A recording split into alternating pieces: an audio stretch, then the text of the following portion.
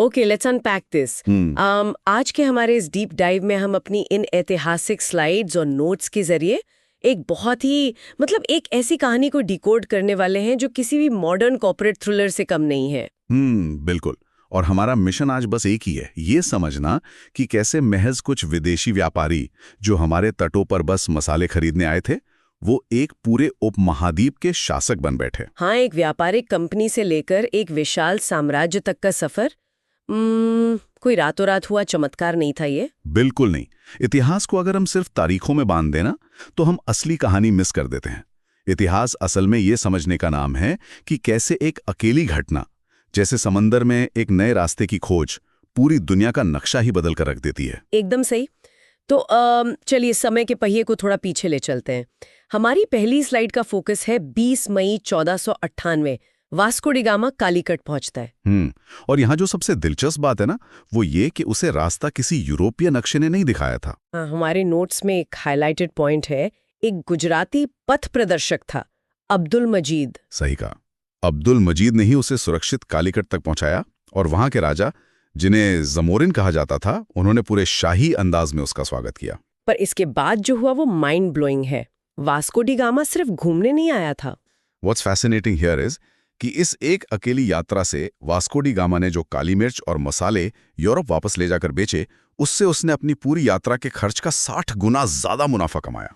60 गुना? अगर आज के किसी स्टार्टअप को 60 गुना रिटर्न मिले तो वो तो पागल ही हो जाएंगे। बिल्कुल।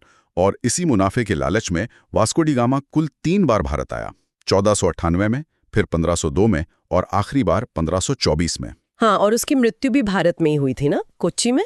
कोच्चि के उसी गर्म मौसम में। लेकिन पुर्तगालियों की रणनीति बहुत अलग थी। वही तो मैं सोच रही थी, अगर उन्हें इतना फायदा हो रहा था तो उन्होंने तुरंत जमीन पर कब्जा क्यों नहीं किया? क्योंकि वो जानते थे कि भारत की जमीनी सेनाएं बहुत बड़ी हैं। इसलिए पहले पुर्तगाली गवर्नर फ्रांसिस्को डी एल्मेडा ने 1505 से 1509 के बीच एक नई नीति बनाई, ब्लू वाटर पॉलिसी। ओहो, ब्लू वाटर पॉलिसी। इसको हम एक बहुत ही आसान उदाहरण से समझ सकते हैं।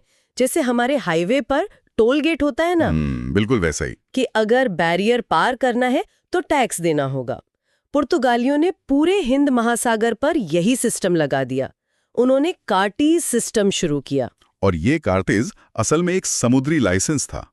इसका खौफ इतना ज्यादा था कि महान मुगल सम्राट अकबर को भी समुद्र में अपने जहाज ले जाने के लिए ये लाइसेंस खरीदना पड़ता था। ये तो सच में हैरान करने वाला है। जमीन पर मुगलों का राज, लेकिन समुंदर में पुर्तगालियों का दबदबा। वो खुद को लॉर्ड्स ऑफ द सी, यानी सागर का स्वामी कहते थे। हाँ, लेकिन भारत में पुर्तगाली शक्ति की असली नींव जमीन पर भी रखी गई, और वो काम किया अल्फोंसो डी अल्बुकर्क ने, जिसे पुर्तगाली शक्ति का असली संस्थापक माना जाता है। हमारी नेक्स्ट स्लाइड में 1510 ईस्वी का जिक्र है, जब अल्बुकर्क ने बीजापुर के सुल्तान से गोवा छीन लिया था। बिल्कुल। और अल्बुकर्क सिर्फ एक व्यापारी नहीं था, उसने अपनी एक सोची समझी विवाह नीति शुरू की। पुर्तगाली सैनिकों को भारतीय महिलाओं से शादी करने के लिए प्रेरित किया, ताकि भारत में ही उनकी एक पक्की वफादार आबादी बन सके। और एक बहुत ही दिलचस्प हाईलाइट ये भी है कि उसने अपने नियंत्रण वाले क्षेत्रों में सती प्रथा पर रोक लगा दी थी। तो एक तरफ क्रूरता और दूसरी तरफ ऐसे सुधार। और सबसे बड़ा फैक्ट तो ये है कि पुर्तगाली भारत में सबसे पहले 1498 में आए और सबसे अंत में गए। हाँ, 1961 में। सही कहा, जब भारतीय सेना ने ऑपरेशन विजय के तहत गोवा को आजाद कराया था। लेकिन पुर्तगालियों का ये भारी मुनाफा देखकर बाकी यूरोपीय देश चुप तो नहीं बैठने वाले थे। बिल्कुल नहीं, वहां तो कंपनियों की रेस लग गई। इसे याद रखने के लिए हम एक छोटी सी ट्रिक का इस्तेमाल कर सकते हैं, PDBDF। ये बहुत बढ़िया ट्रिक है। हाँ, तो पहले पुर्तगाली आए 1498 में, फिर डी से डच 1602 में, फिर बी से अंग्रेज 1608 में, फिर डेनिश 1616 में, और आखिर में एफ से फ्रांसीसी 1664 में। लेकिन इस टाइमलाइन में एक छोटा सा कैच है। हाँ, बताइए। अंग्रेज भारत की जमीन पर डचों के बाद आए थे 1608 में।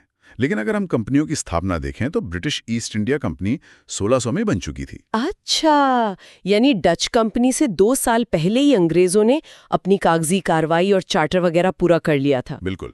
और फिर इन कंपनियों में भारत में अपनी अपनी फैक्ट्रियां लगाने की होड़ मच गई। और अब हमारे सुनने वालों के लिए ये क्लियर करना जरूरी है कि ये फैक्ट्रियां आज के जमाने के कोई मैन्युफैक्चरिंग प्लांट नहीं थे। नहीं, बिल्कुल नहीं।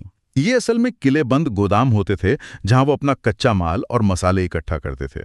एक तरह से व्यापारिक मुख्यालय जहां उनके अधिकारी रहते थे और हथियारों से लैस सैनिक उस माल की सुरक्षा करते थे। हाँ, तो पुर्तगालियों ने अपनी पहली यूरोपीय फैक्ट्री 1503 में कोचीन में लगाई, डचों ने 1605 में मसूलीपट्टनम में, और अंग्रेजों की पहली स्थायी फैक्ट्री 1613 में सूरत में लगी। लेकिन अंग्रेजों को यह अनुमति आसानी से नहीं मिली थी। उन्होंने जहांगीर के दरबार में कैप्टन हॉकिंस और फिर थॉमस रो को भेजा था। हाँ, काफी सालों तक तोहफे और कूटनीति के बाद जहांगीर ने उन्हें अनुमति दी और बाद में फ्रांसीसियों ने भी 1668 में फ्रैंक कैरो के नेतृत्व में सूरत में ही अपनी फैक्ट्री लगाई। तो अब आप इस स्थिति को देखिए, पूरे भारत में अलग अलग यूरोपीय कंपनियां अपने किले बनाकर बैठ गई थी। Here's where it gets really interesting. ये पूरा काल ऐसा लगता है जैसे शतरंज का कोई बहुत बड़ा खेल चल रहा हो और अंग्रेज अपनी मोनोपोली बनाने के लिए बाकी सभी मोहरों को बोर्ड से बाहर कर रहे थे। और उन्होंने ये काम 2 अहम युद्धों के जरिए किया। पहला तो 1759 का बेदरा का युद्ध था ना? बिल्कुल। इस युद्ध में अंग्रेजों ने डचों को इतनी बुरी तरह हराया कि डचों को भारत से हमेशा के लिए बाहर का रास्ता देखना पड़ा। और इसके ठीक 1 साल बाद फ्रांसीसियों का नंबर आ गया, 1760 का वांडीवाश का युद्ध, जो कि तृतीय आंग्ला कर्नाटक युद्ध का हिस्सा था। ये वो निर्णायक मोड़ था जिसने फ्रांसीसियों की कमर पूरी तरह से तोड़ दी। इस स्लाइड में साफ लिखा है कि अंग्रेजी सेनापति आयरकूट ने फ्रांसीसी सेनापति काउंट डी लाली को बुरी तरह हरा दिया था। हाँ, अब अंग्रेजों के सामने कोई और यूरोपीय ताकत नहीं बची थी, लेकिन अब उनका सीधा टकराव भारत के नवाबों से होना था। और यहाँ से कहानी पहुंचती है 1757 के प्लासी के युद्ध तक, जो असल में कोई आमने सामने की लड़ाई थी ही नहीं, बल्कि एक बहुत बड़ा विश्वासघात था। लेकिन युद्ध की नौबत आई क्यों? तनाव का कारण क्या था? इसके मुख्य कारण थे। सबसे पहले तो अंग्रेज दस्तक का गलत इस्तेमाल कर रहे थे। दस्तक मतलब वो जो फ्री पास था? बिल्कुल। कंपनी को टैक्स फ्री व्यापार का पास मिला था, लेकिन कंपनी के अधिकारी अपना निजी सामान भी बिना टैक्स दिए निकालने लगे।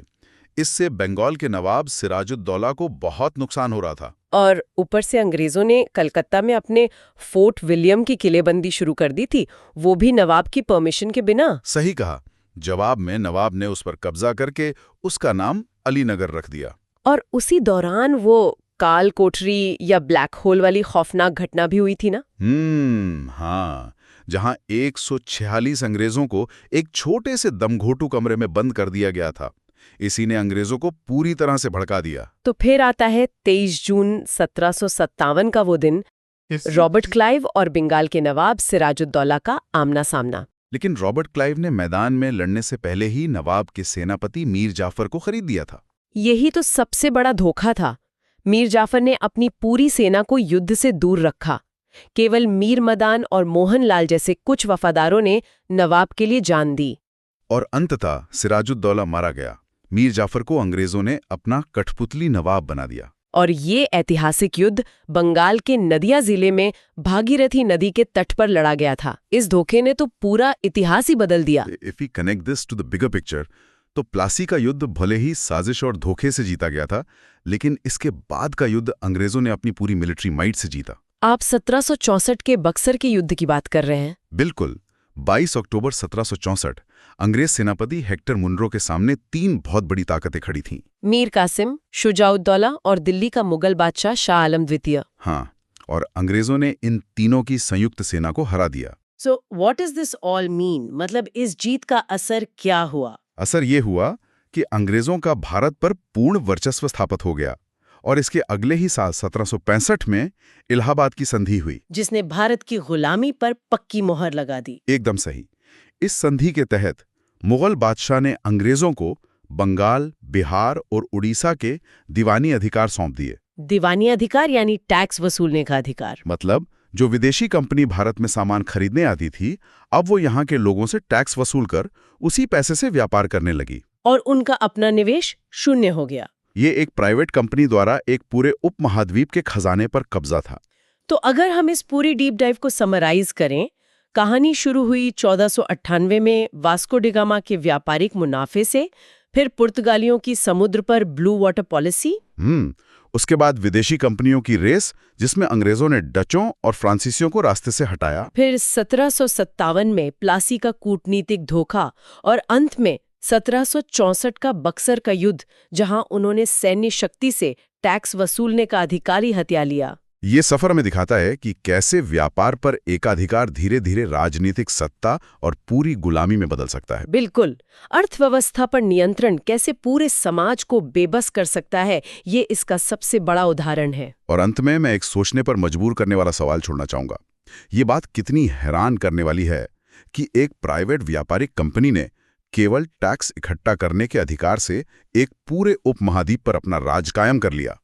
बहुत गहरी बात है। जरा इस बात पर विचार करें कि अगर उस समय मीर जाफर ने गद्दारी ना की होती, या उस समय की क्षेत्रीय शक्तियों ने एक विदेशी व्यापारिक एकाधिकार के असली खतरे को समय रहते पहचान लिया होता, तो क्या आज हमारे इतिहास की किताबें कुछ और कहानी कह रही होती? एक बहुत ही पावरफुल सवाल।